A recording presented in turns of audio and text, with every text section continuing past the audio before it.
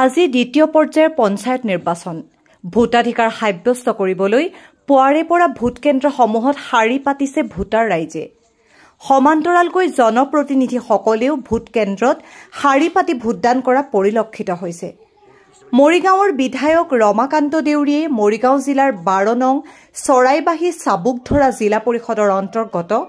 80 নং চাবুকধৰা গাঁও পঞ্চায়তৰ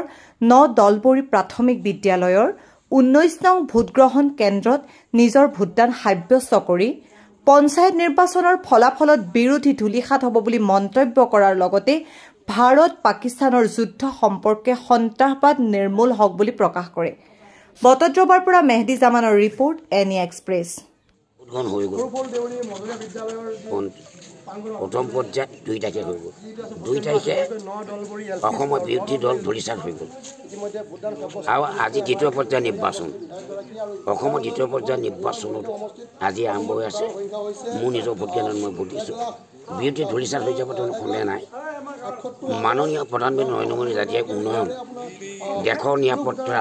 দেশৰ ছাত্ৰত জাতি মাটিৰ ছাত্ৰত ডক্টৰ হিমন্ত বিশ্ব শৰ্মা অসমৰ মুখ্যমন্ত্ৰী যি কাম কাজ যি উন্নয়ন এই উন্নয়ন ৰাইজে ভুল নকৰে সকলোৱে পদুম ফলত ভোট দিব জ্বলন্ত প্ৰমাণ যোৱা 2 তাৰিখে নিৰ্বাচনত বিৰোধী দল ধুলিচাত হৈ গ'ল মোৰ সমষ্টি 25টা পঞ্চায়ত 5টা বিনা প্ৰতিনিধিতাই এপি মেম্বাৰ জিকিছে এটা জিলা পৰিষদ জিকিছে নিজগোৱা জিলা পৰিষদ আৰু 3টা আছে এই 3টা জিলা পৰিষদ বিপুল ভোটত জিকিব তাত সন্দেহ নাই 34টা মেম্বাৰ জিকিছে বিনা কনচা 34টা আৰু বাকি যিকেইটা আছে সকলোৱে জিকিব আমি যদি কওঁ যে সংখ্যালঘু অধ্যুষিত অঞ্চলসমূহত কিন্তু বিজেপিৰ পদুম ফুলা দেখিবলৈ পোৱা গৈছে এইবাৰ এনে কলটেকত গৈছে মই চাপোজ বেলেগৰ কথা নকওঁ মোৰ সমষ্টিত 38টা ভোট আছে 38টা 900 কিমান 38টা তেওঁলোকে গম পাইছে যে দেশৰ যি অসম আৰু ভাৰতবৰ্ষ অসমৰ জনপ্ৰিয় মুখ্যমন্ত্ৰীৰ যি উন্নয়ন এই উন্নয়ন যাত্ৰা তেওঁলোকে খোজ কাঢ়িছে তেওঁলোকে ভাবিছে যে নাই আমি উন্নয়নৰ লগত থাকিব লাগিব আৰু সাধাৰণতে দুখীয়া মানুহখিনি যি ধৰণৰ উন্নয়ন কৰিছে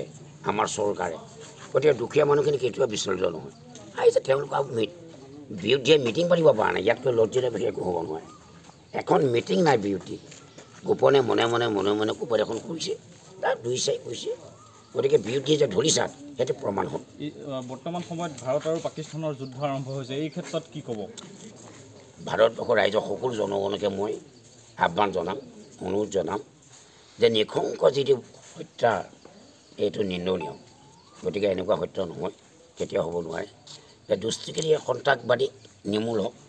তাই মই ভগৱানৰ ওচৰত কামনা কৰিছোঁ ভাৰতবৰ্ষৰ 140 কোটি জনসাধাৰণ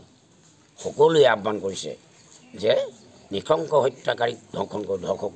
নাইকিয়া কৰিব লাগে